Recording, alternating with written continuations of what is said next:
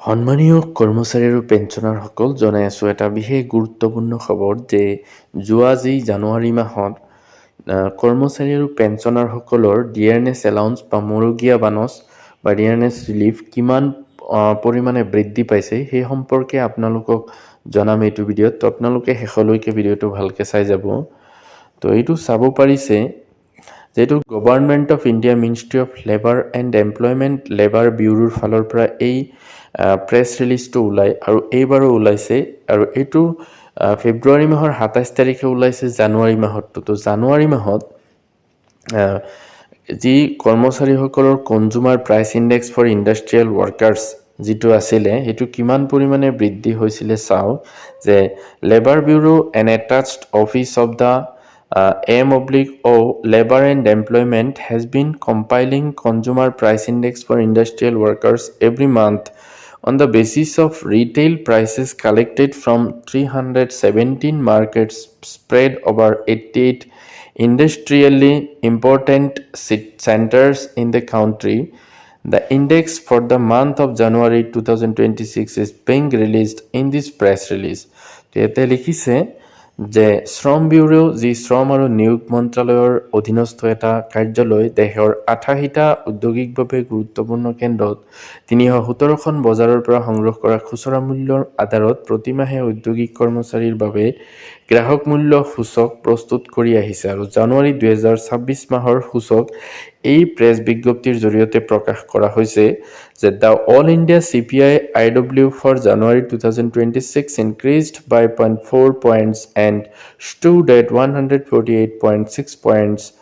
অৰ্থাৎ এই জানুৱাৰী মাহৰ যিটো CPI IW ইণ্ডেক্স আছে সেইটো 0.4 বৃদ্ধি পাই এতিয়া হৈ গৈছে 148.6 আৰু যিটো বছৰৰ যিটো হেৰি আছিলে যে ইনফ্লেশ্যন ৰেট বা মুদ্ৰাস্ফীতিৰ হাৰ সেইটো হ'ল যে জানুৱাৰী ২০২৬ মাহৰ বছৰ অনুযায়ী মুদ্ৰাস্ফীতিৰ হাৰ হৈছে ৩.৭৭% আৰু যি জানুৱাৰী ২০২৫ত আছিল ৩.১০%।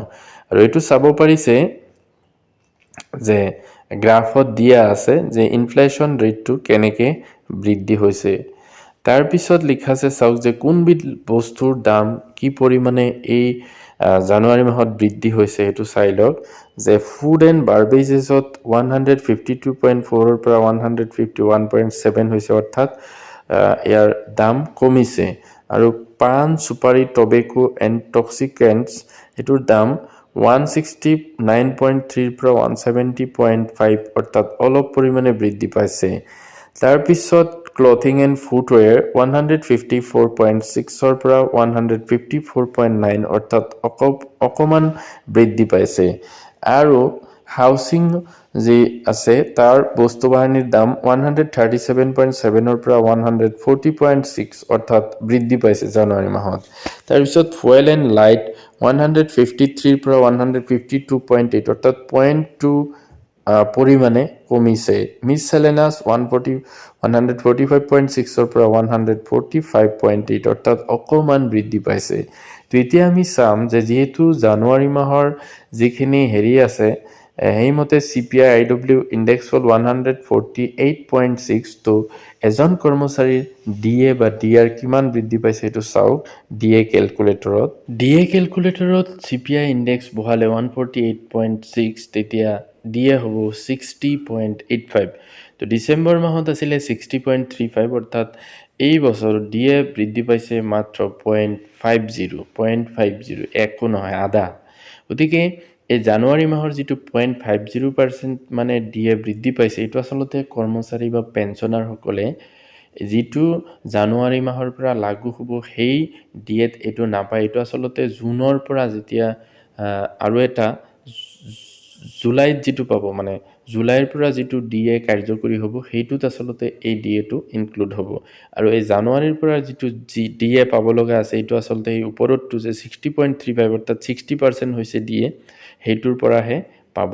অৰ্থাৎ কৰ্মচাৰীসকলৰ জানুৱাৰী মাহৰ পৰা 0.50 DA বৃদ্ধি পাইছে যিটো জুলাই মাহত তেওঁলোকে এইটো পাবলৈ সক্ষম হ'ব। তো এইটো আছিলে গুৰুত্বপূৰ্ণ খবৰ।